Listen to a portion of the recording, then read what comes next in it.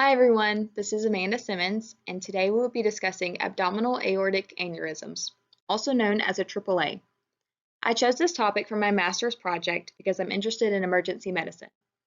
And although the prognosis for a AAA has been improving in recent years, a ruptured AAA remains a true medical emergency.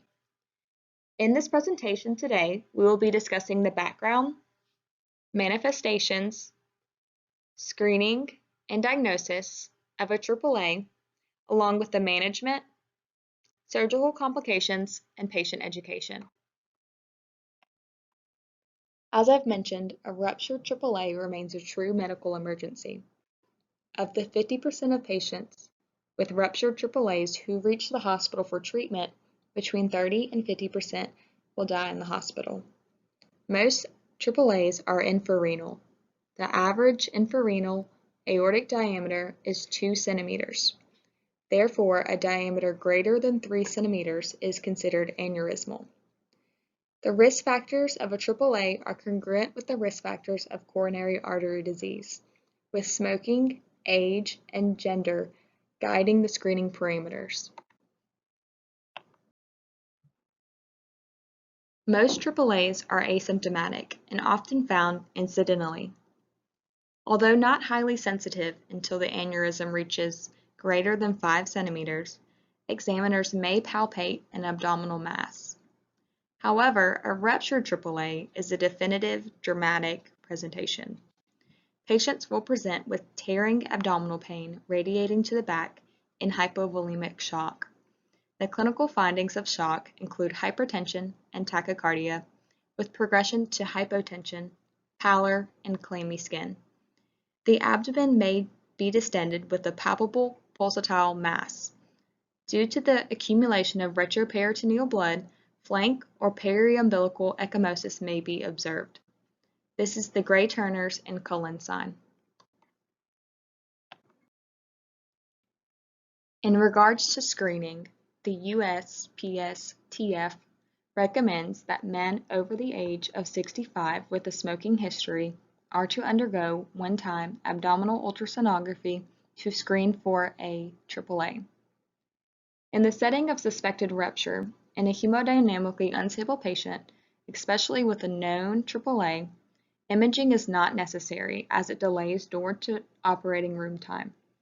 A bedside or intraoperative ultrasound can confirm the suspicion of rupture quickly in an unstable patient. However, if the patient is stable and the diagnosis is not clear, a CT abdomen is the standard of imaging for a hemodynamically stable ruptured AAA. AAA management is guided by aneurysm size.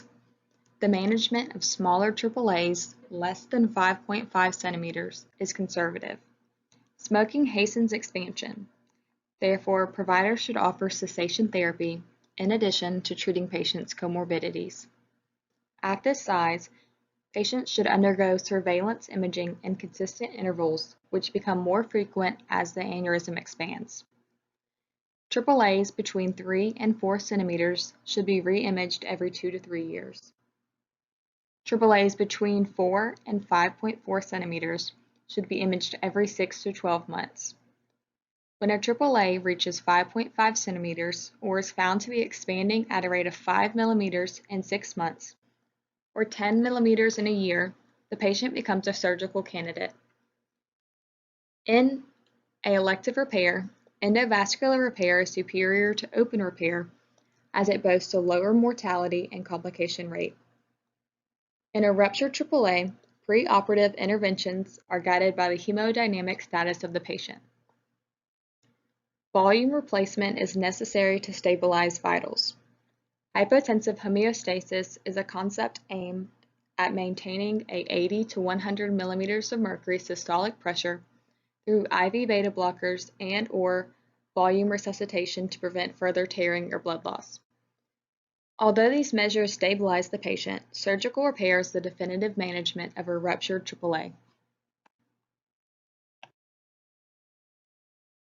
While the mortality rate associated with endovascular and open repair has declined, the repair of a AAA is a major surgery that is not without substantial complications.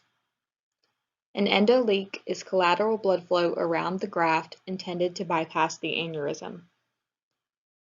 An endoleak can expand the surrounding aneurysm. A migration of the graft can cause an endoleak. Graft infection is the complication associated with the highest mortality, but it is rare. For patients, this can be a major diagnosis. Therefore, providers should emphasize patient education. As smoking has been shown to hasten expansion, patients should be informed of the risk associated with continued tobacco use. Patients with aneurysms approaching 5.5 centimeters and awaiting repair should be informed of the signs of rupture that warrant presentation to an emergency department. Providers should also educate patients on the importance of routine imaging and follow-up to prevent end-all mortality from rupture. Rupture is no longer the inevitable endpoint of all patients diagnosed with a AAA, and the outlook for this once deadly diagnosis continues to improve due to clear screening parameters, patient education, and improvement in surgical methods. Today we have discussed the signs and symptoms of a stable and ruptured AAA, who to screen, how to diagnose rupture, and how to manage a AAA of various sizes. We have also discussed the complications to be aware of and what to educate our patients on. This is my reference slide. I hope you've enjoyed my presentation and learned something new today.